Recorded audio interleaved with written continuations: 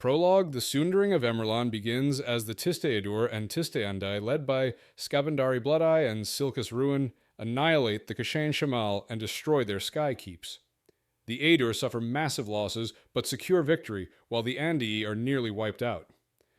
Skabandari betrays Silkus Ruin, stabbing him and ordering the Edur legions to slaughter the remaining Andii.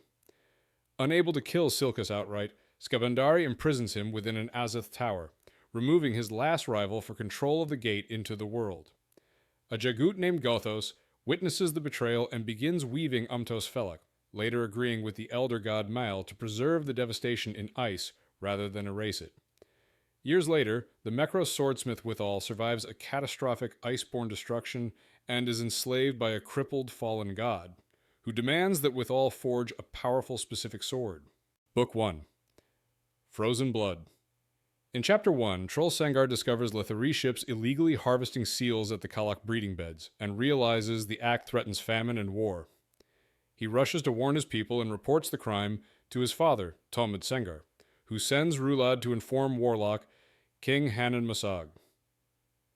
At the council, Troll recounts the slaughter and admits he killed one Letherii raider. Hanan Masag forbids direct retaliation, declaring the raiders will instead be destroyed through Kurald Emerlon. That same night, the slave seer Feather Witch casts the holds and reveals the rise of the empty hold, but is attacked by a Wyval. Udanas saves her, nearly dying in the process. Uruth heals them but senses corruption in Kurald Emerlon. Hanan Masag orders Udanas watched and announces a vision of an icy spire. He commands the 4 sons of Talmud Sengar to retrieve a mysterious gift from the ice, marking the beginning of a dangerous expedition. In Chapter 2, Seren Pedak guides Baruch the Pale's trade caravan through a mountain pass toward Hiroth lands, transporting iron under treaty authority as an equitor. She meets Hull Beddict, the former sentinel, who joins the journey and warns that the coming great meeting will be dangerous, with Letherii politics and royal manipulation driving events toward conflict. Hull explains that Queen Janal and Prince Quillis intend to revise the treaty through provocation, while Baruch carries conflicting secret instructions. In Letheris, Tehol Beddict is confronted by 3 women who force him into a financial conspiracy aimed at collapsing the Letherii economy as revenge for the destruction of their tribes.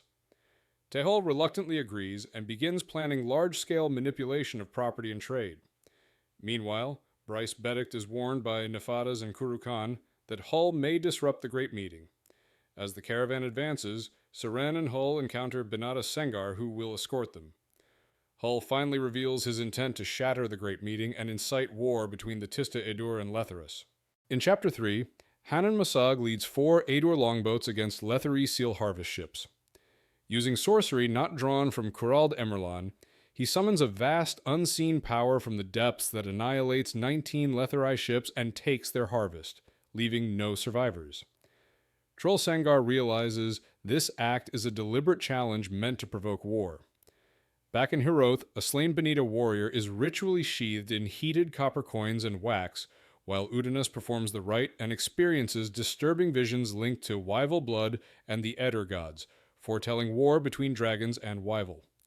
Troll later confronts the betrayer during a corpse vigil and survives the encounter. Uruth secretly sends Troll, Fear, and Rulad to the Stone Bowl, where Fear reveals the truth. Skabandari Bloodeye was slain by elder gods and Elaint, and his spirit imprisoned. Hanan Mosag seeks vengeance, drawing on dangerous powers beyond mortal war. In Chapter 4, Baruch the Pale's caravan reaches Tiste Edur territory and is met by Benata Sengar, whose presence terrifies the Nerek guides. Benatas confirms the illegal Letherii seal harvest and states that Warlock King Hanan Masag has answered it, signaling vengeance and escalation. Hull Beddict privately warns Benatas that Letherii promises and alliances are traps, driven by greed and destiny, while Seren Pedak recognizes that Lether's true goal is the Edur Blackwood, making war inevitable. In Letheris, Ublalapung survives the drownings and is freed, then hired by Tehol Beddict as a bodyguard. Finad Garun Eberic reveals his ruthless power and growing influence, alarming Brys Beddict.